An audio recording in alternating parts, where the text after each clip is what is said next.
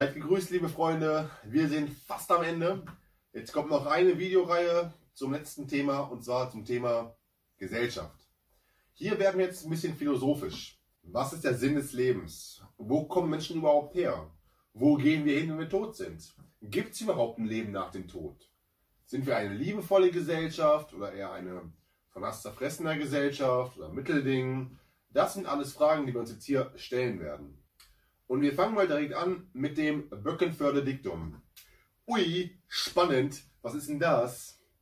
Ist wirklich spannend, wenn man es denn versteht.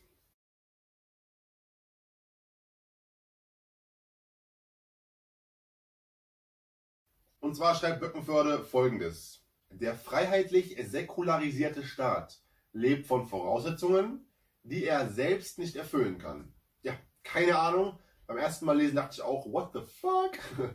Man checkt ehrlich gesagt erstmal nichts. Ist aber ein mega interessanter Punkt. Wir brechen den Satz mal runter auf seine Einzelteile. Und zwar der freiheitlich. Soweit so gut. Säkularisierte. Was denn das? Säkular. Was ist denn das? Säkular heißt die Trennung zwischen Religion auf der einen Seite und Staat auf der anderen Seite. Es gibt zum Beispiel Staaten wie Israel. Dieser Staat ist ganz klar jüdisch orientiert. Oder, keine Ahnung, Ägypten muslimisch. In Deutschland spielt die Religion im Staat absolut keine Rolle mehr. Die CDU nennt sich zwar christlich, aber ja, davon ist sie ja noch ziemlich weit entfernt. Ein säkularisierter Staat ist also ein Staat, der sich nicht mehr einer bestimmten Religion verpflichtet fühlt oder Religion insgesamt oder sich dem Willen Gottes verpflichtet. Ein säkularisierter Staat ist ein Staat, der sich komplett von Religion distanziert hat. Religion, Staat. Nietzsche hat mal gesagt, Gott ist tot und wir haben ihn getötet. Und das stimmt. Nicht nur in der Politik, beim Staat spielt Religion absolut keine Rolle mehr, sondern auch bei uns. In der Gesellschaft ist Religion im Grunde genommen scheißegal. Geschweige denn die Kirche. Wer geht noch ernsthaft in die Kirche? Macht keine Sau mehr. Auch die Bibel ist für uns ja im Grunde genommen egal. Jesus sprach, willst du vollkommen sein, so gehe hin, verkauf was du hast und gib's den Armen. Siggi, das machen bestimmt noch recht viele. Macht keine Sau mehr, weil sich für Religion keiner mehr interessiert. Unsere Wirtschaftsideologie sagt, jeder gegen jeden und jeder muss versuchen, am meisten für sich rauszuholen. Religion spielt bei uns kaum mehr eine Rolle. Das Einzige, was wir noch haben, ist das Grundgesetz. So ein paar Regeln, an denen man sich auch so ein bisschen orientieren kann. Der freiheitlich säkularisierte Staat lebt von Voraussetzungen, die er selbst nicht garantieren kann. Und was sind das für Voraussetzungen? Ja, zum Beispiel die Unversehrtheit der Würde. Kein Mensch darf die Würde eines anderen Menschen antasten. Verboten. Oder Meinungsfreiheit. Wir lassen andere Leute mit anderer Meinung ausreden und lassen die auch zu Wort kommen. Keine Meinung wird verboten. Zensur findet nicht statt. Oder zum Beispiel körperliche Unversehrtheit.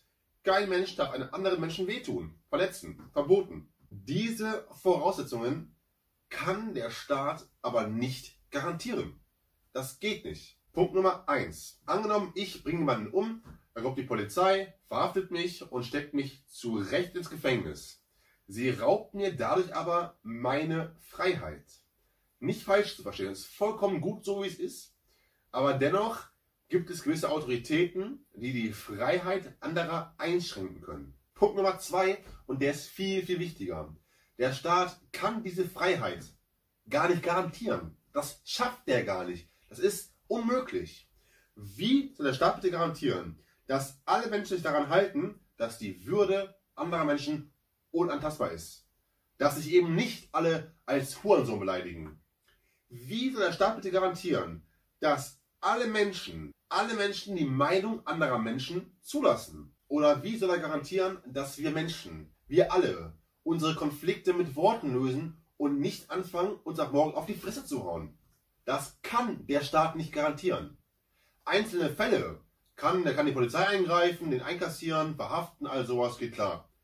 Aber wenn wir alle uns morgen beleidigen und kaputt schlagen und hier Weltkrieg ausbricht oder Bürgerkrieg ausbricht, dann kann die Polizei da nichts gegen tun. Das heißt nochmal, der Staat lebt von Voraussetzungen, die er selbst nicht garantieren kann. Schafft er nicht. Und jetzt sagt Böckenförde, deswegen brauchen wir eine gewisse Moral, eine Art Verhaltenskodex, eine Richtlinie, wo wir wissen, okay, das Verhalten ist gut, das Verhalten ist böse. Und Böckenförde sagt, das ist die Religion. Wir brauchen also eine Religion, an der wir uns orientieren können, was gutes Verhalten ist, was schlechtes Verhalten ist.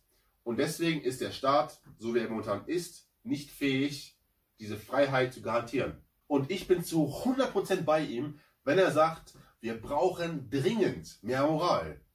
Moral ist für eine Gesellschaft so unfassbar wichtig, ne? Wie habe ich mich zu verhalten? Was ist gutes Verhalten? Welches Verhalten ist schändlich? Unfassbar wichtig. Aber die Moral ist bei uns, ja, die ist weg. Ich weiß nicht, wo sie ist, aber bei uns ist sie nicht. Weil Moral spielt bei uns ja keine Rolle mehr. Hat auch ein bisschen was mit unserer Wirtschaft zu tun, weil die neoliberale Ideologie sagt, jeder muss am meisten für sich rausholen. Den puren Egoismus. Und das ist am besten für alle. Jedes Mittel ist erlaubt, solange man nur am meisten rausholt. Ob das Verhalten jetzt schändlich ist, ja, scheißegal. Und an der Stelle das Experiment. Fragt mal bitte eure Kinder oder Enkelkinder oder wen auch immer, was denn Moral ist. Was ist Moral? Fragt sie bitte. Da kommt nicht viel bei rum. Weil Moral, ja, weg. Scheiß auf Moral. Genügt das schon. Jetzt sagt Böckenförde, wir brauchen also eine Religion, an der wir Menschen uns moralisch orientieren können. Was für ein Verhalten ist schändlich und was für ein Verhalten ist edel. Ich sage ganz ehrlich, ich habe mit Religion nichts an der Mütze. Ich bin kein Christ, kein Hinduist, ich bin kein Muslim, kein Jude. Und auch wenn ich jeden Tag meditiere, bin ich auch kein Buddhist. Moralisch stehe ich Jesus Christus sehr, sehr nahe, weil ich glaube, dass Jesus der edelste Mensch war, der jemals gelebt hat und der einfach sehr, sehr weise ist und ich seine Lehren, ich glaube alle eigentlich, sehr schätze. Aber was der Mensch und vor allem auch die Kirche aus den Lehren von Jesus gemacht hat, damit will ich absolut nichts zu tun haben. Und jetzt kommt die entscheidende Frage. Gibt es ein Leben nach dem Tod? Ich glaube nicht. Ich weiß es. Natürlich gibt es ein Leben nach dem Tod. Halt. Bevor du jetzt ausmachst, wo du ausschaltest, hör mir doch bitte erstmal zu. Das ist jetzt ein extrem sensibles Thema, weil die meisten Leute eigentlich schon so festgefahren sind. Nein, es gibt kein Leben nach dem Tod. Das ist alles schon bewiesen. Das kann man nicht sehen, das kann man nicht anfassen. Das gibt es einfach nicht. Ist in Ordnung, kann man denken. Aber bitte hört mir erstmal zu, vorurteilsfrei, was ich hier für Beweise anführe, warum es ein Leben nach dem Tod geben muss. Der Tod ist ja nur ein Übergang in eine andere Form eines anderen Lebens, auf einer anderen Frequenz, anderen Wellenlänge. Und Sie sagen das so sicher, obwohl wir sicher eigentlich doch da keine Antworten geben können. Woher haben Sie Ihre Antworten hier? Das stimmt eben nicht. Wenn die Menschen nicht so verängstigt wären, könnten sie diese Antworten selber finden. Das kann man ganz selber beweisen und erforschen, wenn man offen ist und nicht mit Vorurteilen in so ein Gebiet geht und ohne Angst einfach versucht, die Wahrheit zu finden.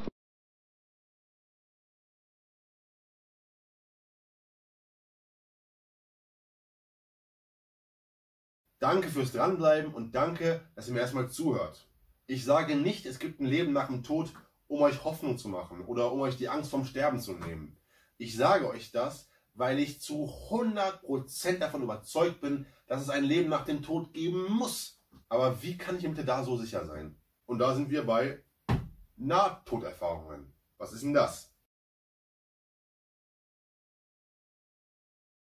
En de BDE is de gemelde herinnering aan alle indrukken tijdens zo'n bijzondere bewustzijnstoestand. Met enkele specifieke elementen zoals het ervaren van een tunnel, het licht, een levensterugblik, het ontmoeten van overleden dierbaren of het waarnemen van je eigen reanimatie en uittreding. En deze bijzondere bewustzijnstoestand kan optreden tijdens een hartstilstand, dus tijdens een periode van klinische dood, maar ook tijdens een stervensproces. Maar soms worden de ervaringen ook gemeld bij ernstige depressie, bij meditatie of zonder duidelijke oorzaak. En de ervaring heeft altijd een transformatief karakter, onder andere de angst voor de dood verdwijnt. De inhoud van de BDE en het effect op patiënten lijkt wereldwijd hetzelfde, in alle tijden en alle culturen. Nochmal auf Deutsch. Eine Nahtoderfahrung ist, wenn jemand kurz vorm Sterben ist und schon bewusstlos ist, oder aber jemand, der schon wirklich tot ist, also Hirntod oder Herztod und dann wieder aus dem Tod aufersteht sozusagen und zurückkommt ins Leben. Und dann berichten diese Menschen dann, was sie da auf der anderen Seite gesehen haben. Das sind Nahtoderfahrungen, ich kürze es ab, NTEs. Also hier gibt es wirklich viele Wissenschaftler, die das Phänomen der NTE wissenschaftlich untersuchen. Da hätten wir Dr. Pim van Lommel, Dr. Raymond Moody, Professor Kenneth Wing, Dr. Eben Alexander und vor allen Dingen auch eine Person, die ich sehr schätze, Dr. Elisabeth Kübler-Ross. Wir beschäftigen uns aber mit der Studie von dem Dr. Jeffrey Long. Beweise für ein Leben nach dem Tod. Warum er? Ganz einfach, er hat die größte Studie über NTEs. Er hat am meisten Participants, Teilnehmer, die da mitgemacht haben. Ich glaube, momentan hat er auf seiner Seite über 4000 NTEler, die über ihre Erfahrungen berichten. Aber wie macht man jetzt sowas? Wie will man beweisen, dass es ein Leben nach dem Tod gibt? Ganz einfach, man hört erstmal einfach zu. Leute kommen aus dem Tod zurück, füllen dann einen Fragebogen aus und dann kann man diesen Fragebogen auswerten. Ja, und der Dr. Jeffrey Long, der hat sich einfach Leute rausgepickt, die tot waren, Hirn- oder Herztod, oder wirklich kurz vorm Tod standen und schon bewusstlos waren und hat die danach befragt. Was hast du gesehen? Wie war es da drüben? Wie hast du dich gefühlt? Hast du geträumt? Und sowas alles. Und dann hat er diese Fragebögen ausgewertet und ist zum Ergebnis gekommen, es muss ein Leben nach dem Tod geben. Er hat da 12 Beweise angeführt, warum es ein Leben nach dem Tod geben muss. Und wir gucken uns jetzt mal 8 davon an. Punkt Nummer 1, der luzide Tod. Es ist medizinisch nicht erklärbar, wie man im Zustand der Bewusstlosigkeit oder des klinischen Todes eine klar geordnete und bewusst wahrgenommene Erfahrung haben sollte. Um zu verstehen, wie bemerkenswert es ist, wenn jemand in der Zeit des klinischen Todes eine bewusste Erfahrung macht, müssen wir wissen, dass im selben Moment, in dem das Herz aufschlägt zu schlagen, auch die Blutzufuhr zum Gehirn eingestellt wird. Etwa 10 bis 20 Sekunden, nachdem kein Blut mehr ins Gehirn strömt, wird die für das Bewusstsein notwendige Aktivität eingestellt. Die Gehirnaktivität kann man mit einem Elektroenzephalogramm EEG messen. Das EEG misst die elektrische Aktivität des Gehirns. Und nach spätestens 20 Sekunden ist die flat, die ist flach. Und dann ist auch vorbei. Wenn dein Gehirn Fratze ist, dann denkst du an gar nichts mehr. Du riechst nichts mehr, du schmeckst nichts mehr, du fühlst nichts mehr, du hörst nichts mehr, du siehst nichts mehr. Nichts. Deine Sinne sind weg. Es ist unmöglich, dass du eine bewusste Erfahrung hast, wenn dein Gehirn Fratze ist. Das geht nicht. Ausgeschlossen. Sowohl medizinisch als auch logisch betrachtet ist es unmöglich. Ich wiederhole, unmöglich im Zustand der Bewusstlosigkeit oder des klinischen Todes eine bewusst wahrgenommene Erfahrung zu machen. Es geht einfach nicht. Es geht nicht. Unmöglich. Noch bemerkenswerter ist, dass die Forschung der NDERF, das ist die Studie davon, ergeben hat, dass der Grad von Bewusstheit und Wachheit während einer NTE für gewöhnlich höher ist als im Alltag. Also nicht nur, dass sie trotzdem bewusst sind, nein, ist sogar noch höher als im Alltag. Von den 613 befragten NTE-Lern gaben 74,4% an, Zitat, höheres Bewusstsein und mehr Aufmerksamkeit als normal gehabt zu haben. Viele NTEler geben an, dass sie während ihrer Erfahrung eine vollständige 360 Grad umfassende Rundumsicht haben, manchmal sogar noch mehr als das. So war es zum Beispiel bei einem Kind, nennen wir es Ray. Beim Toben auf dem Schulhof wollte ihm sein Freund einen neuen Judo-Wurf zeigen. Oh, Dankeschön. Ray wurde herumgesteuert, landete auf dem Kopf und verlor das Bewusstsein. Er konnte in alle Richtungen zugleich sehen. In seinen Worten klingt das so. Ich hatte immer noch einen Körper, aber der war total anders. Ich konnte dreidimensional sehen, als ob ich gar keinen Körper hatte, sondern nur ein schwebender Augapfel war. Besser kann ich es nicht erklären. Ich konnte in alle Richtungen zugleich sehen, doch es gab keine Richtungen oder Dimensionen, wie wir sie uns vorstellen. So, natürlich gibt es auch viele Skeptiker und Skeptizismus finde ich ehrlich gesagt echt super. Immer schön skeptisch bleiben.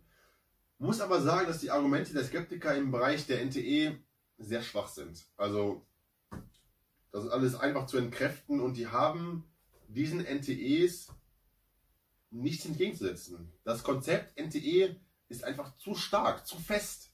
Also, die versuchen zwar hier Löcher einzubohren, aber es gelingt einfach nicht, weil NTEs einfach Fakt sind. Das ist unbestreitbar. Wir wollen trotzdem mal ein paar Kritiker zu Wort kommen lassen und wir fangen einfach mal an. Gegenargument Nummer 1. Auch bei einem flachen EEG, das misst die Gehirnströme, kann in einer tiefer gelegenen Gehirnregion, etwa im Hirnstamm, noch elektrische Aktivität stattfinden. Ja, das stimmt. Es ist jedoch ausgeschlossen, dass elektrische Aktivität in dieser tief gelegenen Hirnregion solch höchst luzide und geordnete Erfahrungen ermöglichen kann, wie NTEler sie beschreiben. Es gibt zwar noch ein bisschen Aktivitäten im Hirnstamm, der ist so ziemlich in der Mitte eures Gehirns, aber die Erfahrungen, die die NTEler machen, können durch den Hirnstamm nicht begründet werden. Der Kortex ist das Entscheidende. Der Hirnstamm ist eine alte Gehirnregion und die ist ja dafür gar nicht zuständig. Des Weiteren werfen Skeptiker vor, das wäre alles nur ein Traum. Die erste Version des NDERF-Fragebogens enthielt noch die Frage, war die Erfahrung in irgendeiner Hinsicht traumähnlich? Und ich muss sagen, diese Frage ist komisch gestellt, weil sie verlockt dazu, Ja zu schreiben.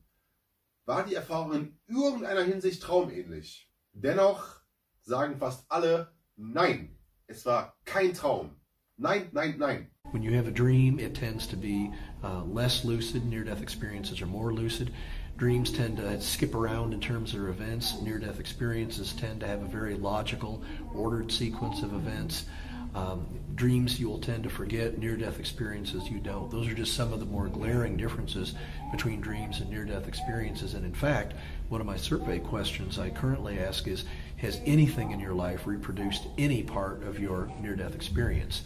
And essentially never, out of literally thousands of people that have answered that question, do they bring up a dream. It's just not the same conscious experience. Eine der häufigeren Erklärungen der Skeptiker für NTEs ist die Hypoxie. Das ist ein verringerter Sauerstoffgehalt im Blut und im Körpergewebe, einschließlich des Gehirns. Ja, aber die Symptome für Hypoxie sind bekannt und die sind ganz, ganz anders. Den meisten Ärzten sind die Symptome der Hypoxie gut bekannt. Dazu können gehören Kopfschmerzen, Verwirrung, Gedächtnisverlust, kommt da überhaupt nicht vor NTEs, und Erschöpfung. Bei sich verschlimmernder Hypoxie können zunehmend Verwirrung und schließlich Bewusstlosigkeit auftreten. Auch das ist in NTEs nicht da. Natürlich, man erklärt zum Beispiel Sauerstoffmangel als Ursache. Es käme zu einer Verengung halt des Sehfeldes und damit vielleicht zu einem Tunnelphänomen, an dessen Ende sich halt so als Restfunke praktisch ein Licht befände. Es ist nur so, eine Halluzination, die denkbar wäre, setzt immer voraus, dass die Sinnesorgane intakt sind und vor allem, dass das Gehirn intakt ist. Halluzinationen gehen zum Beispiel einher mit erhöhten Hirnaktivitäten. Wir haben aber das Phänomen auch, und das ist heute sehr gut dokumentiert in vielen Fällen und Studien, dass selbst unter der Voraussetzung, dass das Hirn nicht mehr funktioniert, dass wir im EEG, in der elektrischen Messung der Hirnstromaktivitäten eine Nulllinie finden, solche Nahtoderlebnisse beschrieben werden. Und zwar mit klarer Orientierung, während andere Sachen zum Beispiel mit desorientiert einhergehen. Das heißt also, diese Argumentation, diese Gegenargumentation jetzt auf der rein wissenschaftlichen Ebene, es sind Sauerstoffmangelphänomene oder es sind Halluzinationen, greift schlichtweg zu kurz. Beweis Nummer 3, wenn Blinde sehen. Dieses Buch ist unfassbar toll, weil es auf andere Studien zuzieht. Und das ist wirklich so einfach geschrieben. Ich habe es schon oft verschenkt und das Buch kommt immer gut an, weil es so einfach ist. 1998 veröffentlichten Dr. Kenneth Wing und Sharon Cooper MA im Journal of Near-Death Studies einen bahnbrechenden Artikel über Blinde, die lebhafte visuelle NTEs oder außerkörperliche Erfahrungen ohne NTE hatten. Blinde, die lebhafte visuelle NTEs hatten. Es ist medizinisch nicht zu erklären, wie ein Mensch, der blind geboren wurde oder kurz nach der Geburt erblindet ist, eine geordnete visuelle NTE haben sollte. Wie kann es sein, dass jemand blind geboren wurde, dann eine NTE hat und dann einmal sehen kann? Also er verlässt den Körper dann und kann dann von oben sehen, wie der Arzt operiert und kann alles genau beobachten. Eine blinde Person. Whilst near-death experiences change lives, they've also given some individuals extraordinary experiences that they would never have dreamt of. The most intriguing examples are of blind people becoming sighted for the first time. Vicky Nuratuk had been blind from birth. I've never seen anything, no light, no shadows, no nothing. A lot of people ask if I see black. No, I do not see black. I do not see anything at all. And in my dreams, I don't see any visual impressions. It's just taste, touch, sound, and smell, but no visual impressions of anything. In her early 20s, Vicky was involved in a serious car accident. The next thing I recall, I was in Harborview Medical Center and looking down at everything that was happening. And it was frightening because I'm not accustomed to see things visually because I'd never had before. And initially it was pretty scary. And then I finally recognized my wedding ring and my hair. And I thought, is this my body down there? And am I dead or what? They kept saying, we can't bring her back, we can't bring her back. And they were trying to frantically work on this thing that I discovered was my body, and I felt very detached from it. And sort of, so what? And I was thinking, you know, what are these people getting so upset about? Then I thought, I'm out of here. I can't get these people to listen to me. And as soon as I thought that, I went up through the ceiling as if it were nothing. And it was wonderful to be out there and be free, not worry about bumping into anything. And I knew where I was going. And I heard this sound of wind chimes. It was the most incredible sound that I could describe. It was from the very lowest to the very highest tones. As I was approaching this area, there were trees and there were birds and quite a few people, but they were all like made out of light.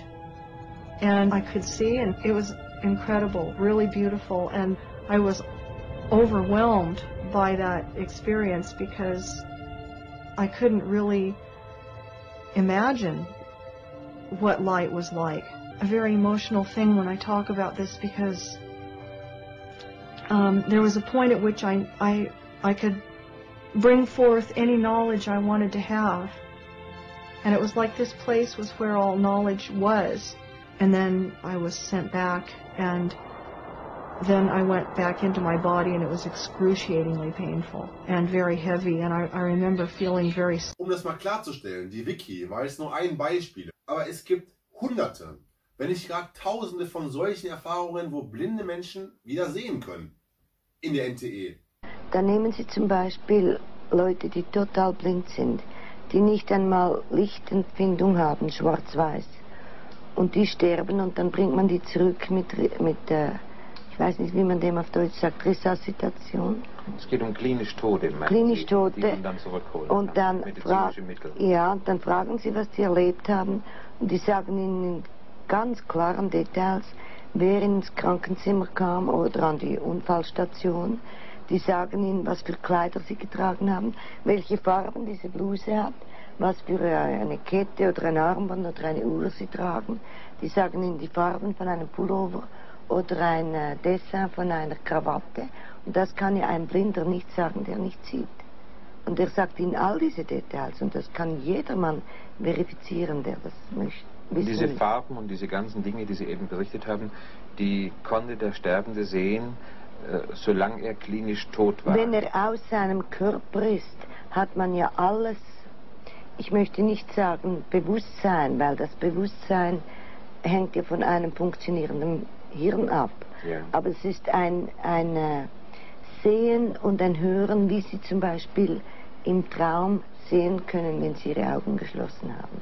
Und wenn der Patient dann zurückgeholt worden ist vom Mediziner? Dann ist er wieder blind und hat natürlich wieder, ist in seinem kranken Körper drin wieder. Die NDRF hat hunderte solcher Schilderungen visueller Wahrnehmung bei NTEs gesammelt. Sie sind oft so dramatisch, dass ich mir immer wieder vergegenwärtigen muss, dass Menschen, wenn sie bei einer NTE ein solch ungewöhnliches Sehvermögen haben, im Allgemeinen bewusstlos und oft sogar klinisch tot sind.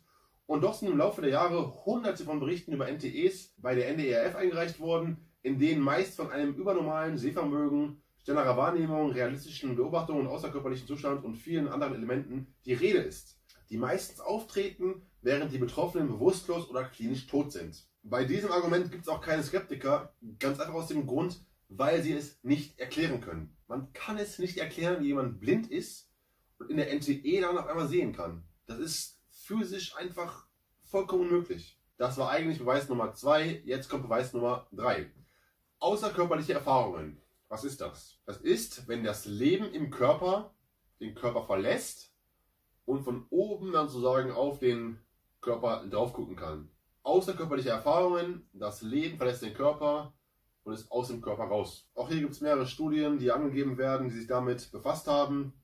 Ich werde sie hier angeben. Jetzt wird spannend. Ein häufig zitiertes Beispiel für Wahrnehmungen bei einer außerkörperlichen Erfahrung stammt vom Dr. Pim van Lommel. Veröffentlicht wurde es im Lancet, einer der weltweit angesehenen medizinischen Fachzeitschriften. Der Patient erlitt einen Herzstillstand und atmete nicht mehr. Als er zur Beatmung einen Schlauch in seine Luftröhre einführte, wurde festgestellt, dass er oben eine Zahnprothese trug. Das Gebiss wurde entfernt und in die Schublade eines Notfallwagens gelegt, während der Patient im tiefen Koma lag. Über eine Woche später berichtete der Patient, er habe eine außerkörperliche Erfahrung gehabt und beschrieb aber exakt den Raum, in dem er wiederbelebt wurde, sowie die Menschen, die dabei waren. Bemerkenswerterweise erklärte er, seine verlorene Zahnprothese läge in der Schublade des Notfallwagens. Beachten Sie, dass der Patient berichtete, er habe die Krankenschwester und die anderen, die bei seiner Wiederbelebung zugange waren, gesehen. Das ist nur möglich, wenn jemand bei klarem Bewusstsein ist und sich im außerkörperlichen Zustand befindet. Aber es wird noch verrückter.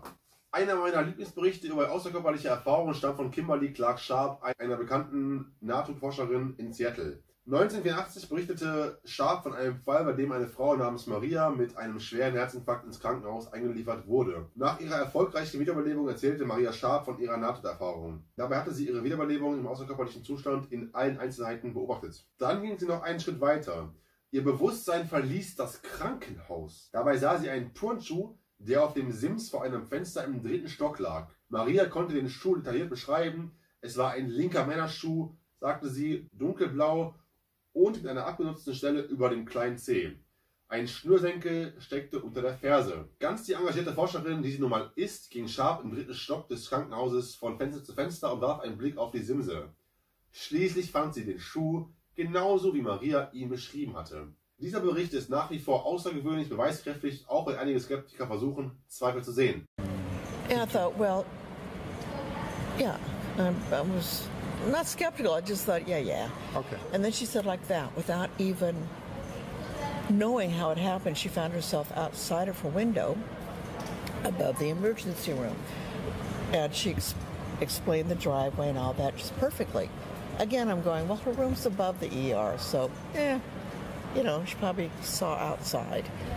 But the ER, you had to look at that. The ER was not visible. Not visible. No, and there's a roof over the entrance. So she couldn't have seen anyone There's coming no in the way. entrance. It was not her problem. It was mine. And then the corker. She said, on another part of the building, and Harborview is an immense structure. She says she saw a tennis shoe on a ledge. Tennis shoe. On a ledge. On a ledge, 3 or 4 stories above the ground. And the reason she was agitated, now this is through pidgin English, but I got it. Go find the shoe. She was just excited. She wasn't agitated, mad, or unhappy. She was just, excited. Get the shoe. Yeah. So, you know, the luck of the Kim, I started out on the wrong side, wrong floor, but eventually, after walking around the building with nothing, I thought I'm going to have to go in and just check every room. Maria's body was in her room at the time of her resuscitation on the 2nd floor on the north end of this huge building. The shoe, as I finally found it, was on the west side of the building on the 3rd floor. Not the same part of the building, not the same floor, and not visible from the ground because I had walked around the building looking up thinking that'd be the easiest way to find a shoe, but the ledges were too wide. What do you do with that? You looked out, you found the shoe. Here's what I did with it. I don't know about you, but I could not support my own body weight. And I bonked my head. I looked down, and she described it as large, dark blue with white laces. Should I get it confused with any other tennis shoe out on a ledge of a trauma center? Okay. So, I wasn't expecting to find anything, David. I really wasn't. Yeah. And then I'm looking down at the shoe. And then I'm looking out at why it's called Harborview. Was one building a half a mile away where maybe she could get a perspective of the shoe, but she would have had to telescope or binoculars. Your critical mind was reaching for a reasonable explanation. As anyone would. Of course. Yeah. You know, then it was like, okay, Maria's a bird. Well, that didn't fly. Wie ist das möglich? Jetzt könnten Skeptiker sagen, ja, der Typ mit der Zahnprothese hat es irgendwie unterbewusst, obwohl er bewusstlos war, hat er es doch noch unterbewusst irgendwie mitbekommen und dann wusste er, okay, alles klar, die Zahnprothese ist dann da unten irgendwie in der Schublade. Aber wenn eine Frau das ganze Krankenhaus verlässt und einen Schuh im 3. Stock sieht, wo sie ja physisch gar nicht hingucken kann, selbst wenn sie bei vollem Bewusstsein wäre, das könnte sie ja gar nicht sehen können. Das ist unmöglich. Das ist einfach unmöglich. Und auch das ist wieder nur ein Beispiel. Das ist eine Anekdote.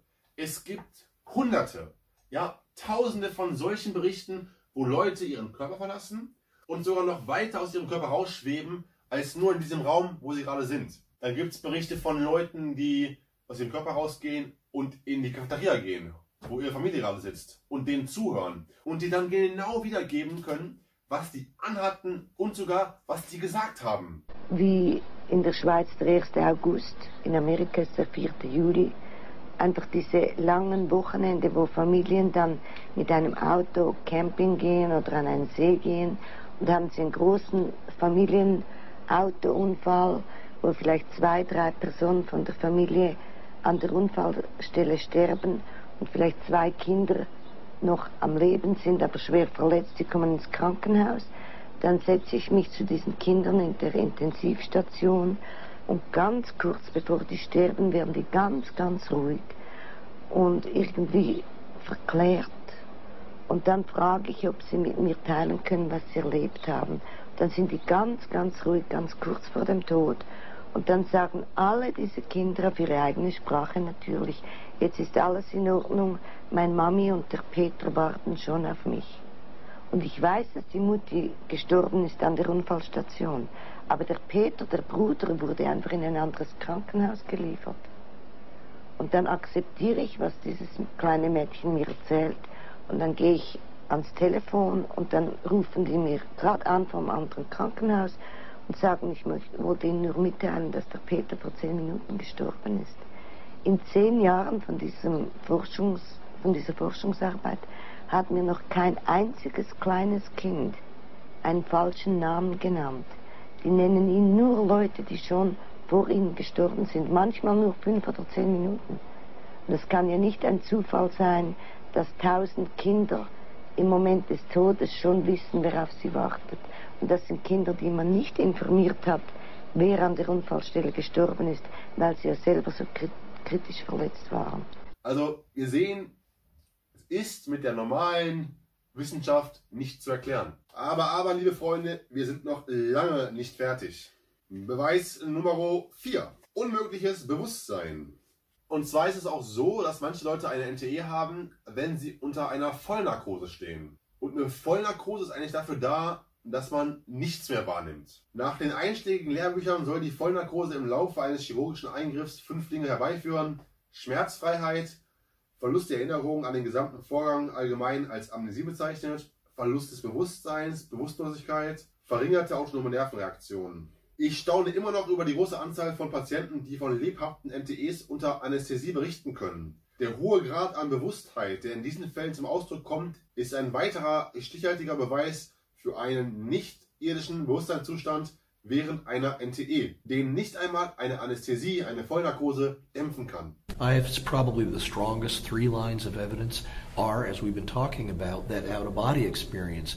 When you're unconscious or clinically dead, that is medically inexplicable, and yet near-death experiencers in my study group by the scores describe seeing, hearing things far beyond their physical body and far beyond any possible physical sensory awareness. They may code in the operating room and hear and see their family talking in the hospital cafeteria. They may code in the emergency room and see vividly, down to fine details, their spouses or other family members down in the waiting room. And when they describe what went on far from their physical body, it's almost invariably accurate down to the finest detail. That's one. Number 2, visual, highly visual near-death experiences have been described in those born totally blind. That's absolutely impossible. It's impossible for someone born totally blind to have vision, let alone when they're also unconscious. And yet, these have been reported, and that is beyond any possible medical explanation. Probably the third strongest line of evidence is the near-death experiences occurring under general anesthesia. When you code, when your heart stops while you're under general anesthesia, it should be, if you will, doubly impossible to have a conscious experience. When your heart stops, you can't have a conscious experience. When you're under general anesthesia, you shouldn't have any kind of remembrance at all. When it occurs both at the same time, it's doubly impossible. And yet, by the scores, experiences, near-death experiences under general anesthesia have been described. They absolutely do occur, and they're very typical near-death experiences, indistinguishable in their content, including their degree of consciousness and alertness, from near-death experiences that occur under all other circumstances. So, ab jetzt werde ich die Stimmen der Skeptiker nicht mehr einzeln vorlesen, sondern einfach die Passagen aus dem Buch rauskopieren. Weil es frisst ganz ehrlich einfach nur unnötig viel Zeit. Beweis Nummer 5. Der perfekte Rückblick. Als nächstes wollen wir ein besonders interessantes Element der NTE untersuchen, die Lebensrückschau. Was ist das denn überhaupt? Diese Frage lässt sich am besten beantworten, wenn man eine solche Rückschau aus der NDRF-Studie liest oder hört. Und dann war ich wieder weg, also es wurde wieder dunkel und da kam ich so in einen Sog rein, der mich nach oben zog und auf einmal sah ich mich von oben wie in einer Vogelperspektive, also ich sah meinen Körper da liegen, wie sie ihn operierten und ich war aber bei vollem Bewusstsein, also ich habe das alles wahrgenommen, auch was der Chirurg gemacht hat. Ich habe alles gesehen und dann ich hatte aber keine Schmerzen und wollte mit dem Chirurgen reden und sagen, was macht ihr da überhaupt? Mir geht's gut, ihr könnt aufhören. Und dann habe ich gemerkt, dass die mich gar nicht verstehen. Also, und dann war ich auch ein bisschen geschockt. Also ich verstand dann nicht, ja, was ist jetzt, bin ich jetzt tot oder was? Und in diesem Moment, also diesem Schockmoment, wurde es wieder dunkel und ich kam in einen Sog wieder und es zog mich richtig so in diesen Sog rein und dann sah ich mein Leben von rückwärts, also so eine Retrospektive bis zur Geburt und ich sah das, wie wenn ich Fernsehen schauen würde. Also ich wusste, das ist jetzt mein Körper, aber ich hatte zudem auch meine Gefühle und die Gefühle von den anderen Menschen. Also es kamen alle emotionalsten Momente, die ich in meinem Leben eigentlich erlebt hatte. Und ich hatte nicht nur meine Gefühle, sondern genau auch die Gefühle meines Gegenübers, als wäre ich beide. So. Und das war sehr speziell, vor allem wegen einem Moment. Ich habe einen Vater, der aus Italien ist und der hatte eine sehr schwere Kindheit. Der musste mit 13 Jahren schon in die Schweiz kommen. Sie waren 7 Kinder und die Mutter war alleine. Und in der Schweiz war ein Onkel und er musste hierhin kommen zum Arbeiten, dann halt das Geld nach Hause schicken. Und mein Vater, so wie ich ihn erlebt habe als Kind, war sehr kalt, er konnte seine Gefühle nicht zeigen. Und ich hatte als Kind immer ein bisschen das Gefühl, dass er mich nicht mag. Weil er hat nie mit mir gespielt, er konnte mich nicht umarmen und das war als Kind einfach ein bisschen traurig. Und ich hatte lange nicht verstanden, warum das so ist. Aber eben in diesem Moment, wo ich in dieser Retrospektive diese Szene erlebt habe, wo mein Vater nach Hause kommt und ich war ein Baby, also ich machte gerade meine ersten Schritte und er kam nach Hause mit dem Auto. Ich wusste, das ist mein Vater und ich freute mich, ihn zu sehen und er stieg aus dem Auto und ich war an einem kleinen Hang auf der Wiese und ich drehte mich zu ihm und ich hatte so Freude, dass er nach Hause kommt und er hatte auch Freude und ich spürte seine Freude schon. Und er kam auf mich zu und als er sah, als ich aufstehen wollte, und das waren wirklich meine ersten Schritte, die ich gemacht habe als Kind, waren zu ihm. Und für mich, ich habe die nochmal erlebt, das war so, auf einmal stand ich auf und da war ich wie doppelt so groß und das war so wackelig und dann habe ich diese Schritte gemacht zu ihm.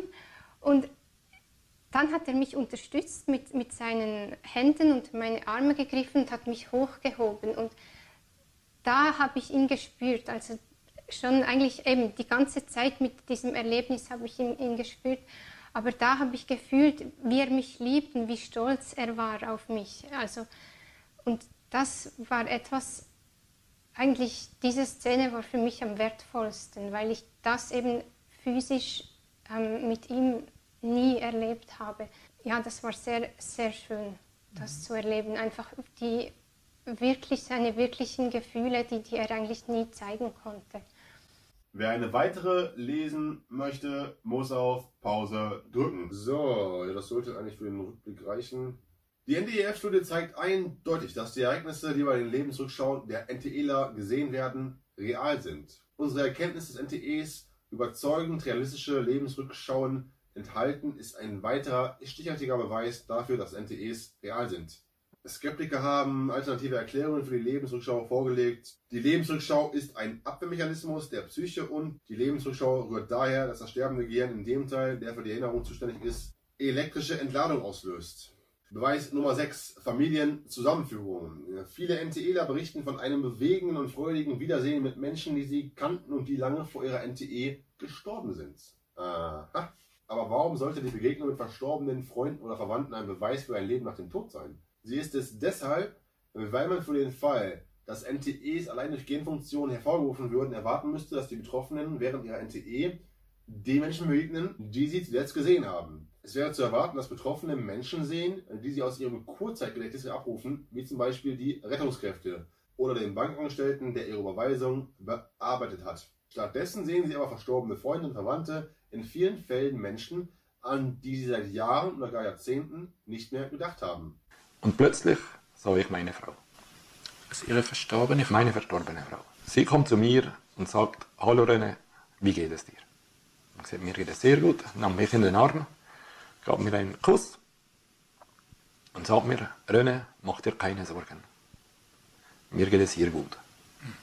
Geh du wieder runter und schau unseren Kindern. Aber versprich mir, bleib nicht alleine. It all started on a trip to Colorado. Colton complained of a stomachache. A trip to the doctor. Diagnosis, the flu. Back home to Nebraska, another doctor. Still no improvement. Colton went downhill fast. As parents, we felt sick. You know, what we could have done different. Man, we did this wrong. Turns out for 5 days he suffered misdiagnosed.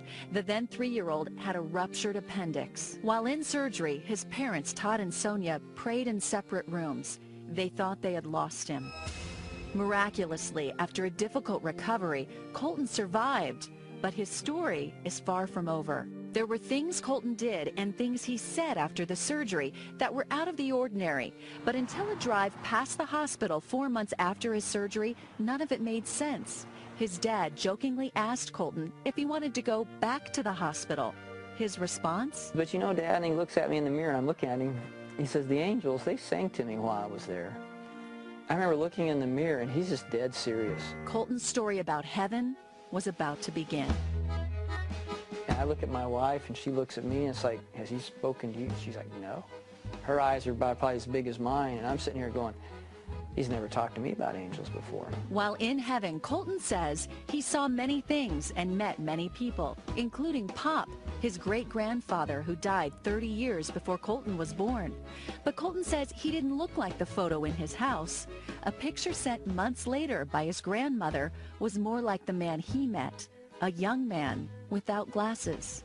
And perhaps the most shocking part of Colton's story. Stands right in front of his mom and is like, Mom, I have 2 sisters. But he only has one sister. You had a baby die in your tummy, didn't you, Mom?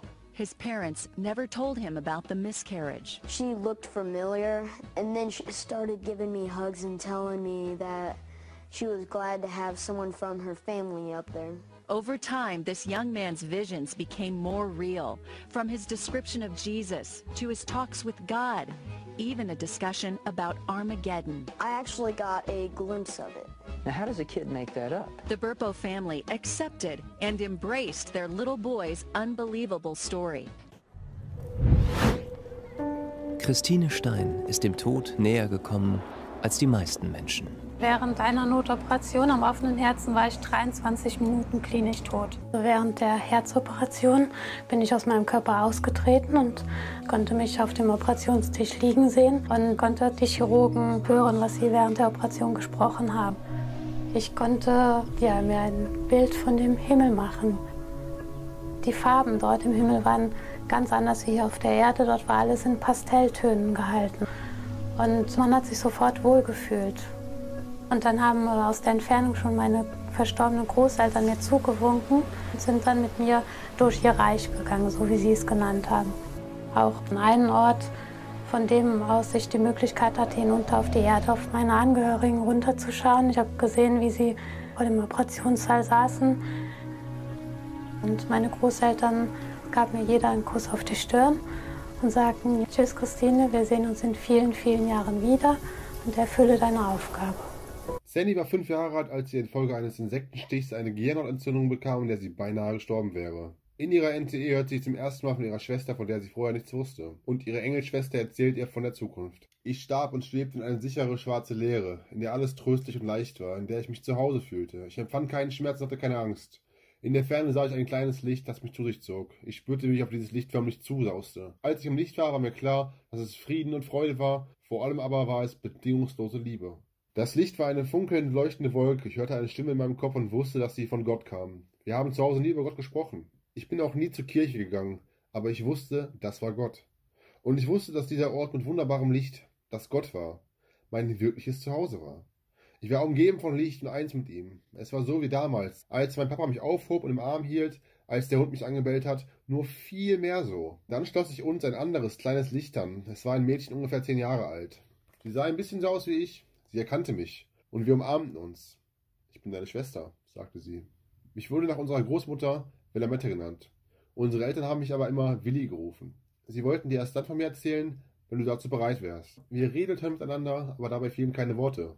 Sie küsste mich auf den Kopf und ich spürte ihre Wärme und ihre Liebe. Dann erzählte sie mir, dass ich zurückgehen müsse, um unsere Mutter bei einem Brand zu retten. Du musst jetzt zurück, Sandy. Das ist sehr wichtig. Nein, ich mag nicht, sagte ich. Lass mich hier bei dir bleiben.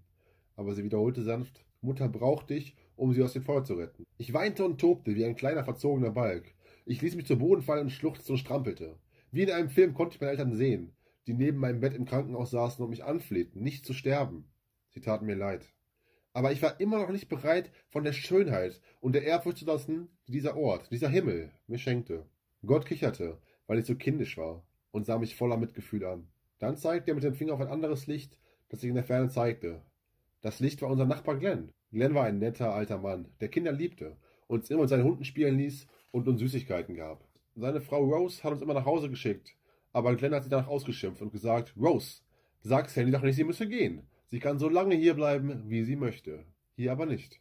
Im Licht war es Glenn, der mich jetzt ausschimpfte. Sandy, geh heim. Jetzt sofort. Ich war so erschrocken, als er mich anschrie, dass ich sofort aufhörte, Theater zu machen und über mein Benehmen beschämt war. Ich hörte auf zu weinen und schon war ich zurück in meinem Körper. Es stellte sich heraus, dass Glenn einen Tag, nachdem ich im Krankenhaus angekommen war, an einem Herzanfall gestorben war, als ich meinen Eltern die ganze Geschichte erzählte. Anfangs meinten sie ja, alles sei nur ein Traum gewesen. Dann aber malte ich ein Bild von meiner Engelsschwester. Meine Eltern waren bestürzt, denn ihre Tochter Willi war etwa ein Jahr vor meiner Geburt an einer versehentlichen Vergiftung gestorben. Sie hatten beschlossen, mir und meinem Bruder nichts davon zu erzählen, bis wir verstünden, was Leben und Tod bedeuteten. Was die Rettung meiner Mutter aus dem Feuer anging, so weiß keiner von uns, was das heißen soll. Doch während sie mir half, diesen Bericht zu verfassen, fragte ich sie, wie es wohl für sie gewesen wäre, wäre ich auch gestorben. Sie antwortete: Als Willi uns verlassen hat, habe ich monatelang nur geweint. Hätten wir dich auch verloren, wäre das wie die Feuer der Hölle gewesen. Das ist eine von den NTEs, die ich am liebsten zitiere, weil ich sie so wahnsinnig bewegend finde. Also nicht nur, dass sie ihre bereits verstorbene Schwester sieht, die sie noch nie vorher gesehen hat. Nein, sie sieht sogar, während sie im Krankenhaus liegt, ihren Nachbarn, der verstorben ist, nochmal während sie im Krankenhaus ist. Es gibt ja jetzt Leute, die sagen, ja, aber vielleicht hat sie das irgendwie unterbewusst dann mitbekommen, obwohl sie bewusstlos war. Das sind Anekdoten, die ich hier schildere. Aber in den Büchern hier und vor allen Dingen auch online auf der Seite sind unzählige Berichte. Das sind keine Einzelfälle. Und es gibt noch mehr von solchen Storys, wie Kinder zum Beispiel irgendwie ihre verstorbenen Geschwister sehen, wo Leute mit toten Menschen reden, die gerade eben erst gestorben sind. Das gibt es so oft. Und viele Skeptiker sagen ja jetzt, ja hallo, wenn Leute jetzt schon über NTE schon so viel wissen, dann wissen die ja auch ungefähr, was sie sich vorzustellen haben, wenn die mal irgendwie in den Himmel kommen. Und auch kulturell geprägte Leute wissen dann, okay, ich bin Christ, dann komme ich in den Himmel, dann überall die Engel und so, und deswegen kann man das so sich so ein bisschen zusammenreimen. Dennoch gibt es immer noch Skeptiker. Der Theologe Karol Zaleski, Absolvent der H-Uni, bezeichnet Nahtoderfahrungen als Produkt einer religiösen Fantasie. Das Skeptics Dictionary schreibt, Berichte über NTEs sind mittlerweile einem breiten Publikum bekannt. Wenn daher heute erzählt wird, jemand sei ins Licht gegangen und so weiter, ist zu befürchten, dass diese Geschichten geschönt sind. Also erstmal müssten wir anmerken, dass 64% der NTE-Erfahrungen bei der Studie hier überhaupt vorher von NTEs gar nichts wussten. Was für eine Meinung hatten Sie vor diesem Erlebnis zu dieser Thematik? Also das Thema Nahtoderfahrungen kannte ich bis dahin eigentlich nicht. Also nicht. Respektive ich habe mich mit dem überhaupt nicht befasst. Ich habe immer gedacht, jemand, wer tot ist, der ist tot, das ist Feierabend. Da gibt es nichts mehr. Dieses enge, also für mich damals enge Weltbild ist heute so nicht mehr vorhanden. Also ich lebe nicht mehr von Geburt bis das, was wir Tod nennen, sondern ich nenne es offenes Weltbild. Das heißt, ich gehe davon aus, ich war schon mal da und ich gehe davon aus, ich werde auch da bleiben. Ich muss dazu sagen, dass ich vor diesem Ereignis mich mit Nahtod noch gar nicht beschäftigt hatte. Also heute weiß ich, dass das ein typisches Element der Nahtoderfahrung ist, durch einen Tunnel sich zu bewegen. Also das fällt da schon mal auseinander, das Argument. Aber vor allen Dingen macht es keinen Sinn, wenn wir uns anschauen, dass Kinder unter 5 Jahren, die vom Konzept Tod und Leben und von NTEs generell nichts gehört haben, vielleicht mal vereinzelt ein bisschen irgendwie, aber auch das ist bei ganz jungen Kindern eher seltener der Fall, eigentlich gar nicht der Fall. Und diese Kinder haben die gleichen Erfahrungen wie Erwachsene. Pediatrician Dr. Melvin Morse listens to children. About 15 years ago, he heard for the first time a child describe a near-death experience. Here at Seattle's Valley Medical Center, he's been studying children's near-death experiences ever since. When I first heard near-death experiences, I assumed that they were some sort of fantasy of the mind, some sort of hallucination caused by a lack of oxygen to the brain.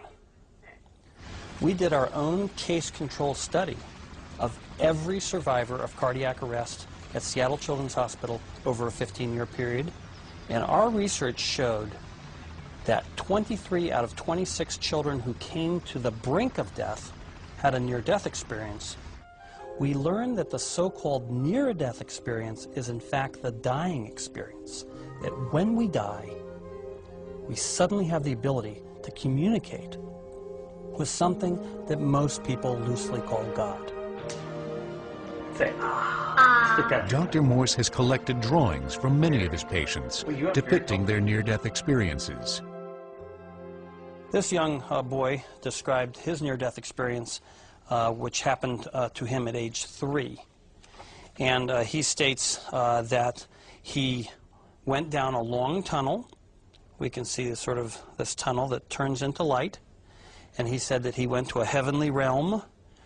He didn't call it a heavenly realm. He just said, I went to a land where I could run and double jump with God. This young girl here nearly died of a diabetic coma. And her experience has no religious elements in it whatsoever. In her experience, you can see that she's on a bed. And she says that 3 figures came to her who were doctors dressed in white. I said, how do you know they were doctors? She said, because they were very tall and they had light bulbs in their bodies and they were all lit up with a white light. She then told me that they pointed to a box at her bedside. They said if she pressed the green button, she could go with them, but she would never see her parents or family again. She pressed the red button and she returned to consciousness. This young girl nearly died of fulminant bacterial meningitis at age 5. And she says that she floated up to heaven and she met God. And this is God. He looks more like Santa Claus. And then she says that these figures in the corner are grandpas and grandmas and babies waiting to be born. This young girl here nearly died of fulminant mononucleosis. She presented to our office in cardiac arrest. We had to put a needle into her heart to restart her heart. She says that at the time that we put the needle into her heart, she was somewhere, and she saw her dead grandmother. And here's her dead grandmother. She's drawn a light around her dead grandmother. She says, I saw my grandmother, and I was just so shocked to see her because she seemed so real and lifelike, and yet she had died some years ago. She then says, and then I was back. And I said to her, what do you mean you were back? And she goes, that's what I've been trying to figure out. Did you swallow a radio for breakfast this morning? No. Are you sure? Yeah. I better listen and see. Near-death experiences teach us about the last few minutes of living. I have not had patients who died and then brought them back to life. That's not in my experience. So what I've learned is that when you die, you're awake, you're conscious, even though your brain is no longer working properly, and you have the perception of another reality. And that seems to be a loving reality that all knowledge is contained in. But what happens after that is for religious philosophers at this point, not for scientists. Speaking of children, near-death experiences in children are in some way an ideal study group. My study group was people that had their near-death experience age 5 and younger, median age of 3.5 years old. So these were very young. That young a kid, they're practically, in some significant ways, culturally a blank slate. They probably don't know much about religion. They don't understand much about death. They've almost certainly not heard about a near-death experience.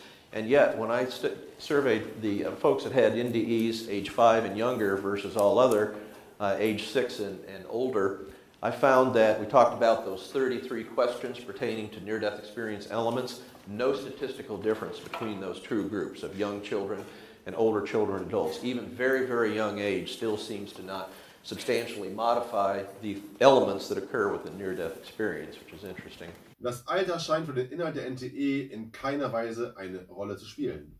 Also auch Kinder haben dieselbe Erfahrung wie Erwachsene.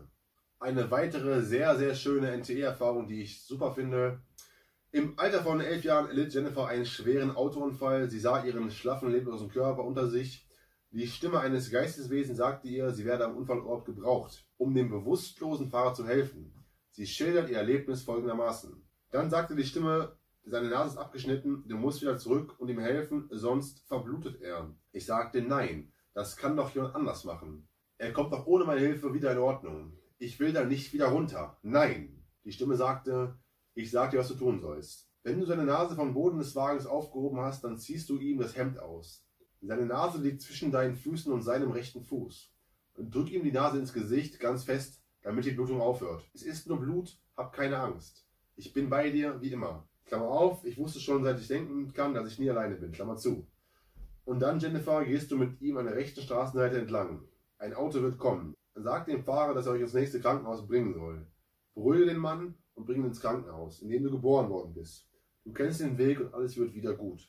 Du musst das tun. Verstehst du? Jennifer fährt fort, dass sie daraufhin in den Körper zurückkehrte und alles tatsächlich so geschah, wie das Geistwesen es ihr gesagt hatte. Ein Wagen hielt an und brachte sie in das Krankenhaus, in dem sie geboren worden waren. Es gelang ihr, sowohl den ängstlichen Fahrer als auch das Unfallopfer, stelle ich mir irgendwie echt witzig vor, ne? Die beiden Männer vor allem ausrasten und so ein 11-jähriges Mädchen dann, hey, Leute, bleib mal ruhig jetzt. Und es gab ein Happy End. Mithilfe eines Hauttransplants konnte die Nase wieder angenäht werden, sodass man heute kaum noch einen Kratzer sieht. Der erstaunte Notarzt sagte, ich kann nicht erklären, was für ein Wunder ich heute in dieser Notaufnahme erlebt habe. Skeptiker können sich jetzt fragen, okay, hat das Mädchen vielleicht schon in 5 Jahren Medizin studiert? Kann ja sein. Und deswegen wusste die auch vielleicht, dass man die Nase kräftig wieder draufdrücken musste. Und so war alles natürlich, ne, ein Beweis, dass NTEs Käse sind. Kann natürlich sein. Beweis Nummer 8. Weltweite Übereinstimmung. Unsere Studie ist die größte kulturübergreifende Studie zu NTEs, die je durchgeführt wurde. Aufgrund dieser Tatsache kann ich ruhigen Wissens folgende Schlussfolgerung ziehen. NTEs sind im Kern auf der ganzen Welt gleich. Ob in der NTE eines Hindus in Indien, eines Muslims in Ägypten oder eines Christens in den Vereinigten Staaten. In allen zeigen sich dieselben Kernelemente, darunter außerkörperliche Erfahrungen, Tunnelerlebnisse, Empfindungen tiefes Friedens, Lichtwesens, eines Lebensrückschaus, der Unwille zurückzukehren und eine innere Wandlung nach der Nahtoderfahrung. Kurzum, die Erfahrung des Sterbens ist anscheinend bei allen Menschen ähnlich, egal wo sie leben. Kulturelle Glaubensüberzeugungen haben keinen signifikanten Einfluss auf den Inhalt von NTEs. Und dieser Punkt scheint zwar harmlos, aber es ist mit einer der wichtigsten überhaupt. Für die Gesellschaft, für die ganze Welt. Egal, ob du Hindu bist, ob du Muslim bist, ob du Jude bist, ob du Christ bist, ob du Türke bist, Afghane, Palästinenser, Israeli, scheißegal. Wir sind eine große Familie. Wir stammen alle aus demselben Ursprung und wir sind alle im Grunde genommen eins. Alles Leben kommt aus diesem Urgrund des Seins. Die Millionen Galaxien, die es gibt, die Millionen Wesen, die es auf ganz verschiedenen Sternen gibt, sie kommen alle aus diesem Urgrund des Seins, das sich manifestiert als das, was wir erfahren, erkennen und das viele, von dem wir keine Ahnung haben. Anscheinend will das Leben aber, dass wir oder dass die meisten Menschen alles nur durch die begrenzte Sicht eines personalen Ich sieht. Ist das Spiel des Lebens oder? Wir haben uns als Spezies entwickelt aus einem prähominiden Vorbewusstsein in ein magisches Bewusstsein. Wir haben die Welt magisch verstanden, magisch gedeutet. Wir haben uns weiterentwickelt in ein mythisches Bewusstsein. Es gab einen Götterhimmel, der die Welt dirigiert, ordnet, belohnt, bestraft. Wir haben uns weiterentwickelt in das mentale Bewusstsein, und mit dem wir heute da sind. Und dieses mentale Bewusstsein bringt uns aber sehr viel Problematik. Seitdem wir Ich und Du sagen können, hat Kain seinen Bruder Abel umgebracht. Und dieser Mythos hat sich entsetzlich ausgeweitet und ist eigentlich heute noch die Plage der Menschheit. Ja. Und wir werden nur weiterkommen als Spezies, wenn es uns gelingt, aus diesem Ego-Tunnel, wie es einer genannt hat, herauszukommen. Unser Ich macht uns zu Menschen etwas ganz Kostbares, ist gleichzeitig eine Eingrenzung. Und aus dieser Eingrenzung kommen wir nur heraus, wenn wir in unser eigenes Leben zurückkommen oder erfahren, wer wir wirklich sind, besser gesagt, dann wird auch unsere Einstellung zu den Mitmenschen sich ändern. Die ganze Einstellung zur Welt wird sich ändern. Wir werden begreifen, dass wir als Spezies eine große Einheit sind, dass wir verbunden sind in Einheit und Liebe.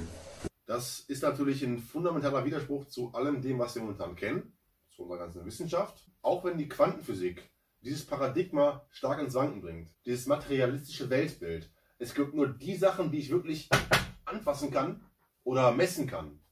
Das ist vorbei. Wir haben gerade gesehen, es gibt Sachen, die mit diesem Weltbild nicht zu erklären sind. Auch wenn das viele nicht wahrhaben wollen. Wir sind alle eine große Familie.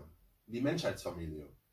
Da gibt es die Leute, die man überhaupt nicht leiden kann, die Verwandten, auf die keiner Bock hat, die ja echt widerlich sind und im Grunde genommen Arschlöcher sind und man die im Grunde gar nicht in der Familie haben möchte. Aber sie gehören dazu. Sie sind Teil davon und da muss man akzeptieren. Ein Beispiel will ich gerne noch mal erzählen, was es auch die NTEs beweist und einfach nur schön ist. Mein Schwager Bob starb im Jahr 2000. Er hat nicht an ein Leben nach dem Tod geglaubt. Ich telefonierte gerade mit meiner Schwester, also Bobs Ehefrau, ehemaligen. Sie wohnte in Walnut Creek, Kalifornien. Plötzlich konnte ich nur noch gelb sehen. Als hielt mir jemand ein gelbes Blatt Papier vor die Augen. Dann war das wieder weg. Und dann war es plötzlich, als wäre mein Wohnzimmer voll gefüllt mit Seifenblasen. Tausende von Seifenblasen überall. Das wiederholte sich ständig. Erst alles gelb, dann weg, dann die Seifenblasen, dann weg. Und dann hatte ich plötzlich eine Stimme in meinem Kopf, die sagte, sag's ihr, sag's ihr, sag's ihr. Sie wurde so laut, dass ich sogar meine Schwester gar nicht mehr verstehen konnte. Dann sagte ich, Marsha, ich muss dir was sagen. Es ergibt keinen Sinn und ich bin nicht verrückt, aber ich muss es ihr sagen, gelbe Seifenblasen. Sie konnte es kaum glauben. Sie war unwahrscheinlich glücklich. Dann erzählte sie mir, dass Bob, ihr Ehemann, und sie eines Abends einen Film angeschaut hatten. Houdini. Bob sagte irgendwas in der Richtung, dass es kein Leben nach dem Tod gäbe. Marsha, Bobs Ehefrau, sagte, sie würde sich ein geheimes Wort ausdenken und derjenige, der zuerst ginge, sollte, wenn es denn ein Leben nach dem Tod gäbe, dem anderen, der hier geblieben wäre, dieses geheime Wort irgendwie übermitteln. Und zu meiner großen Überraschung lautete das geheime Wort gelbe Seifenblasen. Sie hatte sich dafür entschieden, weil es völlig sinnlos war, kein Mensch würde dieses Wort zufällig fallen lassen. Also ich bin auch ein extrem skeptischer Mensch. Gerade auch bei Leuten, die mich bereits angelogen haben, wie Politiker, Medienleute, Banker und all sowas. Ich glaube denen nicht ein einziges Wort. Ich vertraue denen nicht. Ich hinterfrage alles, was die mir sagen. Man muss aber aufpassen, dass man nicht zu skeptisch wird, weil irgendwann steckt die Skepsis um in Ignoranz. Einen weiteren Punkt, den ich hier bewusst weggelassen habe, sind die NTEs über die Hölle. Es gibt einen prozentual geringen Teil, der über NTE spricht, wo die Menschen in der Hölle sind. Der kann dann nicht hier auf YouTube unzählige Berichte anschauen, was in der Hölle abgeht. Aber es ist prozentual gesehen nur ein verschwindend kleiner Teil, der wirklich in die Hölle geht. In absoluten Zahlen sind es dann doch recht viele, aber prozentual sind es wirklich nur ein paar. Und deswegen sind auch die Forschungsergebnisse über die Hölle wesentlich aussageloser, sagt man das so, weniger aussagekräftig, weil ja, es sind zu wenige. Aber dennoch sei gesagt, dass diejenigen, die momentan bewusst Leute quälen, Sadisten sind, die werden ihr Fett schon wegbekommen. Ein weiterer Punkt, den ich jetzt hier nicht vergessen habe, aber der überhaupt nicht so wirklich rauskam, das ist die Liebe. Ein paar Zitate aus den NTEs. Ich weiß, dass es nur Liebe gibt und dass Gott alle seine Kinder gleichermaßen zutiefst liebt. In der Familie Gottes gibt es keine Stiefkinder, wir alle sind göttlich. Weiteres Zitat. Gott liebt uns alle grenzenlos. Next. Ich spürte Gott als allumfassende Präsenz, vollkommene, bedingungslose Liebe in ihrer höchsten Form. Ich war umgeben von Gottes bedingungsloser Liebe, die so viel größer war als jede menschliche Liebe. Mir wurde das Wissen zuteil, dass Gott existiert und mich bedingungslos liebt. Er ist wirklich und er ist Liebe. Next. Ich erkannte, dass Gott liebevoller und fürsorglicher ist, als ich mir je vorstellen konnte. Also es gibt unzählige Zitate oder Erfahrungsberichte von NTElern, die sagen, dass Gott bedingungslose Liebe ist. Und ich flog einem ganz schönen Licht entgegen und dieses Licht war so warm und so wunderschön, also es hat sich angefühlt wie pure Liebe oder wie eben, wenn ich jemand wahnsinnig lieben würde. Ich habe dann in diesem Licht gestanden und dann bin ich doch noch einen Schritt höher, wo es eigentlich gar nicht mehr höher ging. Und dann war ich ich habe diese Liebe einfach nur aufgenommen. Diese fühlbare und sichtbare Liebe Gottes, die irgendwo alles durchdringt. That I can't explain. It was unconditional love, but it was words. I can't tell you the words. I'm sorry, but I always act like this because I can feel it again. So, Und generell glauben auch viele Leute nach den NTEs, dass Gott wirklich existiert. Und diese Liebe, diese bedingungslose Liebe, nicht die Fischliebe, die bedingungslose Liebe, die man, glaube ich, am besten beschreiben kann mit der Liebe von den Eltern für ihre Kinder. Bedingungslos, egal was sie tun, man hat sie trotzdem einfach lieb. Und diese Liebe ist Gott. Gott liebt alle seine Kinder. Und das müssen wir dringend erkennen, dass dieser göttliche Funken in allen Menschen drin ist. In jedem Menschen ist dieser Funken Gottes drin. Und das müssen wir dringend erkennen, damit wir uns auch anfangen, dementsprechend zu behandeln. Weil von dieser bedingungslosen Liebe, die alles umgibt, die Gott ist, sind wir in der Gesellschaft meilenweit entfernt. Wo leben wir denn mit der nächsten Liebe? Wir brauchen dringend mehr Liebe, ernst gemeinte Liebe. Wir müssen über die Grenzen zwischen dem Ich und Du hinwegsehen und mehr das Wir sehen. Wir sind alle eins. Wir stehen momentan vor wirklich großen Herausforderungen. Wir Menschen müssen dringend handeln. Und das geht nur, wenn wir endlich anfangen, die Nächstenliebe zu leben. Wenn wir die Grenzen zwischen dem Ich und dem Du niederreißen und uns mehr auf das Wir konzentrieren und gemeinsam zusammenarbeiten. Liebe ist so verdammt wichtig. Wie weit wir aber in der Gesellschaft von dieser Liebe entfernt sind, das zeige ich euch im nächsten Video. Der Moment des Todes ist ja ein ganz einmaliges, schönes, befreiendes Erlebnis, das man erlebt, ohne Angst, ohne Nöte, bei der vollen Erkenntnis, was ist, auch wenn man kein Bewusstsein mehr hat. Man löst sich von seinem körperlichen Körper, genau wie ein Schmetterling aus einem Kokon kommt. Man ist sich bewusst über den Körper, der im Bett liegt oder auf der Straße beim Autounfall. Man beobachtet das ganz objektiv, ohne Angst, ohne Schmerzen, ohne Heimweh. Man kann keine negativen Gefühle haben. Und man merkt dann plötzlich, dass man wieder vollkommen ist. Das heißt, Leute, die zum Beispiel ihre Finger verloren haben in einem Arbeitsunfall, merken, dass sie alle Finger haben. Ein Amputierter ist sich plötzlich bewusst, dass er seine Beine wieder hat. Ein Quadriplegiker oder jemand, der Multiple Sklerose hat, der in einem Rollstuhl jahrelang gelebt hat, sagt mir dann plötzlich, ja, Frau Dr. Ross, jetzt konnte ich wieder tanzen. Jemand, der nicht hören konnte, kann hören und ein Blinder kann sehen. Und das können Sie verifizieren. Dass die Blinden sehen und dass die Lahmen gehen können, das hört sich biblisch an. Aber Sie haben für diese Aussagen, Aussagen von Sterben, die man zurückgeholt hat. Also Aussagen, die, wie Sie meinen, wissenschaftlich verifizierbar wären. Ganz einfach. Das kann jedermann beweisen, wenn er keine Angst hat vor der Wahrheit. Und das sind nun keine Geschichten, die man sich unter Medizinern oder Mystikern erzählt? Das hat man mit Hunderttausenden von Fällen verifiziert. Und das habe ich selber verifiziert von Aboriginalen in Australien, von Eskimos, von Juden, von Katholiken, von Atheisten, von Protestanten. Und hat gar nichts zu tun mit ihrem religiösen Wissen oder Verstehen. Das ist einfach, das ist das Erlebnis des menschlichen Todes, wenn sie aus ihrem Körper kommen. Dann haben sie alles Wissen und Verständnis, dann hören sie, dann sehen sie, dann wissen sie auch, was das Leben ist. Und dann kommt wie eine Revue ihres Lebens, eine ganz kurze Revue, wo sie alle Momente ihres Lebens noch einmal erleben.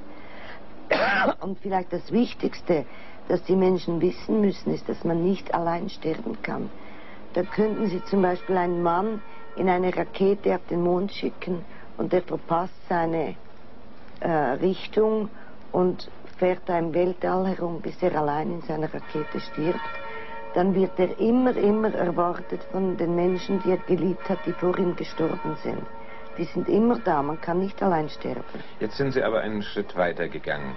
Wir haben bisher von wissenschaftlich verifizierbaren Berichten gesprochen, die klinisch Tote, die vom Arzt zurückgeholt wurden, Ihnen und vielen anderen Ärzten und Wissenschaftlern gegeben haben. Aber jetzt haben Sie eine Grenze überschritten, nämlich die Grenze zwischen klinisch tot, die noch nicht endgültig tot ist, und den Toten, die nicht mehr zurückgeholt werden können. Auch die Toten, die man wieder zurückholt, können Ihnen das ganz ruhig verifizieren. Das habe ich zum Beispiel verifiziert, wenn ich bei sterbenden Kindern sitze, die nach so einem Wochenende, wir haben über ein Jahrzehnt haben wir Forschungsarbeiten gemacht auf diesem Gebiet. Und ich kann nur ganz einfach in einem Satz sagen, dass es für mich ist, das nicht eine Sache des Glaubens, aber eine Sache des Wissens. Und jemand, der keine Angst hat und wirklich das studieren will, hat die Möglichkeit, das zu studieren und das zu verifizieren. Und das Schöne ist, dass das wahr ist für alle Menschen auf der ganzen Welt. Wissen Sie, wenn Sie Fälle sammeln von 2- und 3-jährigen Kindern, die Ihnen erzählen, was sie erleben im Moment des Todes, dann würden auch Sie verstehen, dass das die Wahrheit ist. Weil 2- und 3-jährige Kinder haben noch keine Bücher gelesen. Die wollen Ihnen keinen Eindruck machen. Die lügen auch nicht über solche Dinge. Hat Dr. Elisabeth Kübler-Ross Angst vor ihrem Sterben und vor ihrem eigenen Tod? Nein, gar nicht. Ich freue mich darauf. Und in einem Vortrag haben Sie auf diese Frage eines Zuhörers gesagt, manchmal habe ich nur ein bisschen Angst vor dem Leben. Ja, das Leben ist viel, viel schwieriger als das Sterben. Ja, Professor Walter van Laak ist jetzt bei uns. Er ist Professor für Medizintechnik und Orthopäde und Sie beschäftigen sich sehr intensiv mit dem Thema, haben 15 Bücher zum Beispiel darüber geschrieben. Wie kommt ein Orthopäde dazu? Ich war schon Nahtodforscher, bevor ich Orthopäde wurde. Die Orthopädie ist ja später dazugekommen. Ursprünglich war ich auch mal Saulus und habe an sowas überhaupt nicht geglaubt. Und dann bin ich durch verschiedene Einflüsse, auch persönliche Begebenheiten, zum Paulus geworden.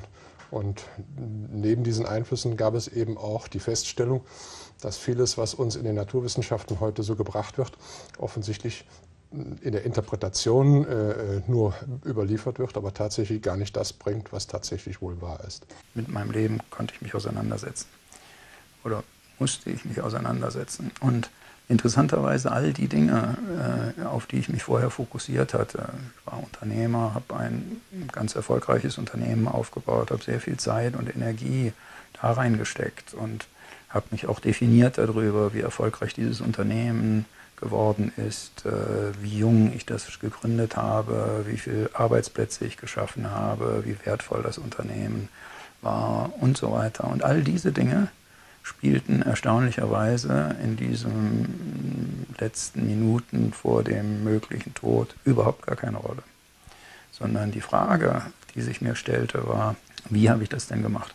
Was für ein Chef bin ich gewesen? Was für ein Kollege? Was für ein Vater gegenüber meinen damals schon lebenden 3 Kindern? Inzwischen habe ich 6. Wie habe ich mich gegenüber meinen Geschwistern verhalten, gegenüber Freunden, gegenüber meinen Eltern und so weiter. Dieses Nahtoderlebnis war das Ereignis in meinem Leben, was die größte Veränderung in mir hervorgerufen hat. Ich bin ja aus dem Unfall auch eben schwer behindert hervorgegangen mit einem Bein und einem Arm, aber die Bedeutung, die dieses Nahtoderlebnis für mich hatte, war noch größer als die körperliche Veränderung. Ich hatte ja gesagt, in dem Nahtoderlebnis, und meine These ist, das wird allen Menschen so gehen in den letzten Minuten ihres Lebens, ging es nicht darum, wie erfolgreich ich gewesen bin, wie viel Unternehmenswerte ich geschaffen habe, sondern es ging um die Frage, was für ein Mensch ich war. Meine Kinder haben mich sozusagen gerettet. Ohne meine Kinder wäre ich wahrscheinlich den ganzen Weg gegangen.